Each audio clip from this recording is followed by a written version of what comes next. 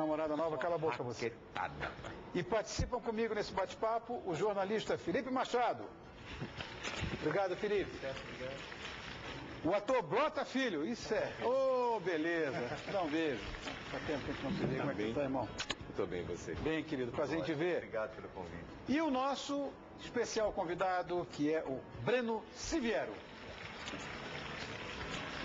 Como é que é o nome do teu livro, Felipe? O Martelo dos Deuses. Martelo dos Deuses. Com o tema atual, né, que é a origem da violência.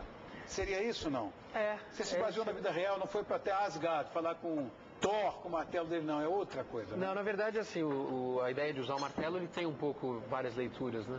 Uma das leituras é a história da lenda nórdica do Thor, que é fazer justiça com o martelo e tal.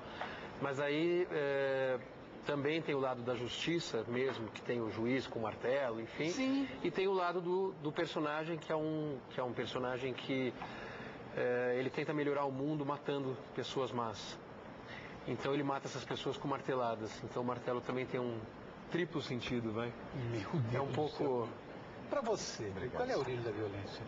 A origem da violência, assim, o livro discute um pouco isso, né? Ele discute até uma coisa meio polêmica, que é assim, se a violência é algo hereditário ou não, né? Enfim.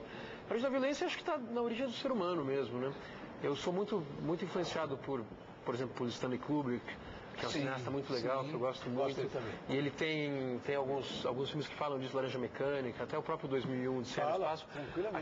Aquela introdução que tem os macacos, né? Isso, a hora que o macaco descobre o poder do instrumento, descobre o poder de matar, ali ele passa a ser humano, né? Então quer dizer que, assim, o livro trata disso, é uma história de ficção. Essa é a metáfora correta. É, exatamente. Quando o macaco descobre, Lota, que ele pode matar o outro, ele vira um ser.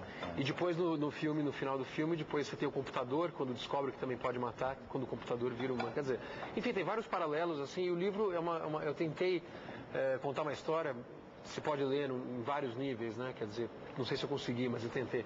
Então você pode ler uma história como se fosse um romance policial, um thriller, né? Onde você tem esse assassino, que as pessoas vão descobrir quem é, não sei o quê. Ou você pode ler nessa análise um pouco mais complexa, que é realmente falando a diferença entre vingança e justiça, né? Esses outros níveis que eu tentei também abordar até de uma forma até filosófica, né? Pretensamente filosófica, mas que também o livro fala um pouco disso. Até para corroborar com esse teu pensamento filosófico, sociofilosófico, o que eu acho o seguinte, eu li um trabalho uma vez, uma coisa de uma contundência, de um peso, eu fiquei muito chocado com aquilo, que é exatamente isso. O ser humano, ele é perverso na sua origem. A criança encerra a perversidade humana. Quando ele falava do macaco, quer dizer, eu acho que quando o macaco descobre a ignorância, é que ele se torna humano e vê o poder de matar. Que a violência vem da ignorância, né? Do ser ignorante. Né? Da pessoa não ter... Não ter educação, não ter tido a lapidação? Não tem diálogo, não tem isso. Interessa o que você tem para me dizer. Ouça o que eu estou te dizendo, acabou o assunto. Essa é a ignorância maior, que eu acho. Sem dúvida. Né? Você não aceitar. O livro fala um pouco disso, assim, mas ele fala também, discute um pouco, você falou um pouco de vida real. É claro que o livro, apesar de ser ficção, é claro que ele tem influência da vida real, né? É lógico que quando você tem uma pessoa, sei lá, que assassina outra e continua solta, talvez por uma tecnicalidade dos advogados, o cara consegue ficar solto. Isso é justiça, né? Está sendo feita a justiça ali. Ou se uma pessoa mata esse assassino, né? Que é um assassino cruel e tal. Esse cara está fazendo justiça ou não? Quer dizer, a discussão entre... Até o título do pôster do livro, que é assim...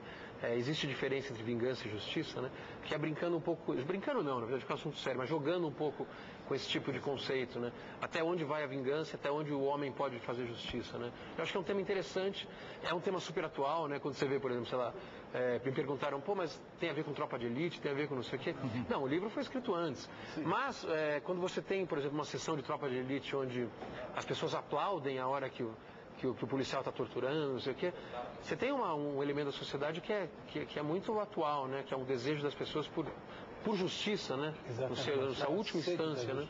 Como estudante de direito, eu só opinar que a gente nunca pode confundir justiça com vingança. Essa é uma das maiores evoluções. Isso seria assim... Correto, Breno, correto. Isso seria, claro, a análise mais básica, assim. Mas fundamental. Fundamental, claro. Até porque o livro não é sobre um justiceiro.